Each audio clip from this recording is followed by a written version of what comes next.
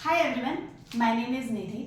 आज हम पढ़ेंगे माइक्रो इकोनॉमिक्स का topic Hicks and compensated demand curve. इससे पहले हम थोड़े बेसिक टर्म्स जानेंगे। प्राइस इफेक्ट क्या होता है, सब्स्टिट्यूशन इफेक्ट क्या होता है और इनकम इफेक्ट क्या होता है। तो सबसे पहले प्राइस इफेक्ट। प्राइस इफेक्ट होता है अगर किसी गुड के प्राइस में चेंज हो रहा है तो उसकी क्वांटिटी डिमांडेड पे क्या इम्पैक्ट होगा, उसको बोलते हैं प्राइस इफेक्ट। और इसमें ये कंसिडर करते हैं कि जो मनी इनकम है और जो प्राइस ऑफ रिलेटेड गुड है। सपोज हमारे पास दो गुड है, गुड एक्स और गुड वाई। यहाँ पर हम गुड वाई के यानी प्राइस ऑफ वाई इसको कांस्टेंट मानेंगे। उसके बाद होता है सब्स्टिट्यूशन इफेक्ट। सब्स्टिट्यूशन इफेक्ट क्या होता है, अगर रिलेटिव प्राइस में चेंज हो रहा है तो डिमांड में क्या इम्पैक्ट पड़ेगा, इसको बोलते हैं substitution effect. Next is income effect. Income effect क्या होता है, अगर कंज्यूमर की परचेजिंग पावर इंक्रीज हो रही है तो उसकी वजह से जो डिमांड पे इम्पैक्ट पड़ेगा उसको बोलते हैं इनकम इफेक्ट। जो प्राइस इफेक्ट है इसका डिकम्पोजिशन होता है सब्स्टिट्यूशन इफेक्ट में प्लस इनकम इफेक्ट में, यानी प्राइस इफेक्ट जो सम होता है सब्स्टिट्यूशन इफेक्ट और इनकम इफेक्ट का। अब हम पढ़ेंगे कंपनसेटिव डिमांड कर्व कैसे डिराइव करते हैं इसका। यहाँ पर हम ड्रॉ करेंगे ऐसे, एक्स एक्सिस पे लेंगे गुड एक्स, वाई एक्सिस पे लेंगे गुड वाई। अब हमको डिमांड कर्व डिराइव करना है। तो डिमांड कर्व होता क्या है, डिमांड कर्व होता है ग्राफिकल रिप्रेजेंटेशन होता है जो रिलेशनशिप बताता है प्राइस और क्वांटिटी डिमांड के बीच।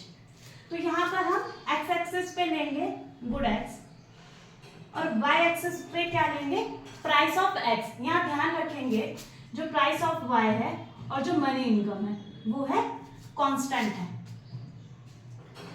यहाँ पर लेंगे प्राइस ऑफ एक्स।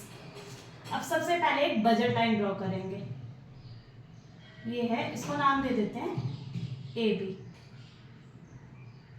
अब कंज्यूमर का इक्विलिब्रियम कहाँ होता है, तो कंज्यूमर का इक्विलिब्रियम वहां होता है जहां पर बजट लाइन और इंडिफरेंस कर्व टेंजेंट होते हैं।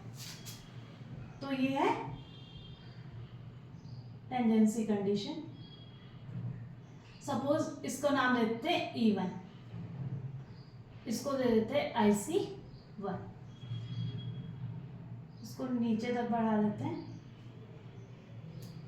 ये X1, ये X1 इक्विलिब्रियम पर, ये Y1, ये है प्राइस ऑफ P1 है प्राइस। तो यहाँ पर एक पॉइंट ये आ जाएगा। अब सपोज कर लेते हैं कि प्राइस ऑफ X है वो रिड्यूस हो रहा है, कहाँ से कितने से हो रहा है, P1 से P2 रिड्यूस हो रहा है, ये रिड्यूस हो रहा है P1 से P2।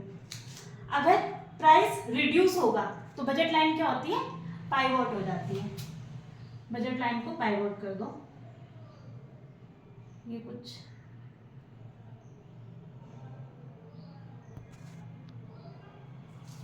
ऐसे जाएगा कुछ।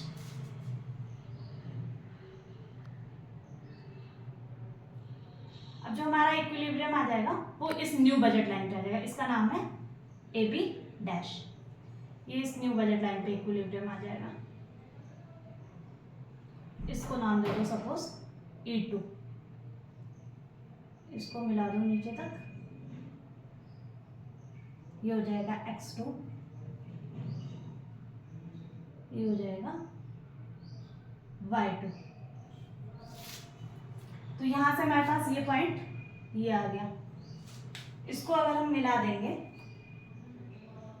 तो ये बन जाएगा हमारा ऑर्डिनरी डिमांड कर्व। इसको हम मार्शलियन डिमांड कर्व भी बोलते हैं।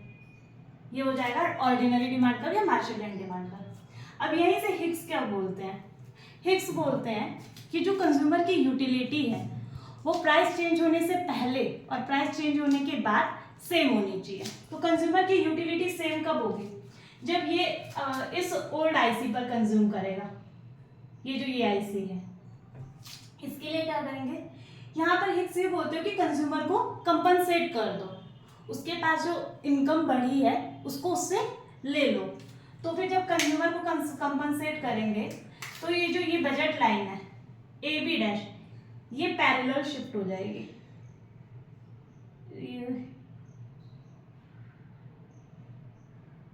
कुछ ऐसे इसके लोएस्ट पॉइंट पे ये टच करेगी, इसको मिला दो नीचे, ये पॉइंट आ जाएगा XH। यहाँ से हमको ये पॉइंट मिलेगा, इन दोनों को जब मिलाएंगे तो ये आ जाएगा हमारे पास हिक्शियन डिमांड कर्व। अब ये जो X1 से XH जो चेंज हुआ है, जो कंजम्पशन गुड का X1 से जो ये XH बढ़ा है, ये है सब्स्टिट्यूशन इफेक्ट, जो X1 से XH बढ़ना हुआ है। और ये जो XH से X2 हुआ है, ये है इनकम इफेक्ट। तो ये जो हिक्स का डिमांड कर्व है वो स्टीपर होता है ये जो मार्शलियन का डिमांड कर्व है इससे, क्योंकि हिक्स का डिमांड कर्व जो है वो इनकम इफेक्ट को एलिमिनेट करता है, और मार्शलियन डिमांड कर्व में इनकम इफेक्ट और सब्स्टिट्यूशन इफेक्ट दोनों होते हैं। तो ये है पूरा Hicksian compensative demand curve. That's all from my side, thank you.